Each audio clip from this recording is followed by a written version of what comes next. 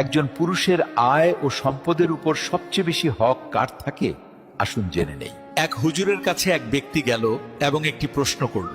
হুজুর খুব সুন্দর করে উদাহরণ দিয়ে উত্তর দিলেন। হুজুর বললেন, যদি একটা পুরুষের কাছে তার পরিবারের কাউকে খাওয়ানোর মতো মাত্র এক বেলার খাবার থাকে, আর সেই সময় তার ঘরে তার মাও ক্ষুধার্ত, তার বাবাও ক্ষুধার্ত, তার বোনও ক্ষুধার্ত, তার ভাইও ক্ষুধার্ত, তার মেয়েও ক্ষুধার্ত, তার ছেলে ক্ষুধার্ত এবং তার স্ত্রীও ক্ষুধার্ত, তখন ওই এক বেলার খাবারটা শুধুমাত্র তার স্ত্রীকে দেওয়া তার জন্য ওয়াজিব হবে, কারণ ওই খাবারের ওপর বাকি সবার চেয়ে স্ত্রীর হক বেশি। অর্থাৎ স্ত্রীর উপর খরচ করা স্বামীর জন্য সদকাও, ইবাদতও, আবার দায়িত্ব। কারণ স্ত্রী হলো এমন এক আত্মীয় যে আপনার রক্তের সম্পর্ক নয়, কিন্তু তার বিশ্বস্ততা দেখুন কত গভীর।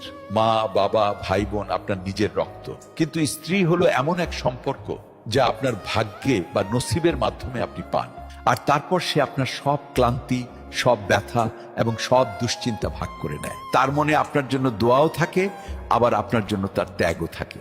আর আল্লাহ এই সম্পর্ক নিয়ে বলেছেন, নারীরা তোমাদের জন্য পোশাক স্বরূপ আর তোমরা তাদের জন্য পোশাক স্বরূপ। অর্থাৎ স্বামী ও স্ত্রী একে অপরের সাহারা, ইজ্জত এবং পর্দা। তাই স্ত্রীর ওপর খরচ করা শুধু ফরজ নয়, বরং এটা ভালোবাসার বহিঃপ্রকাশ এবং সৎকাও।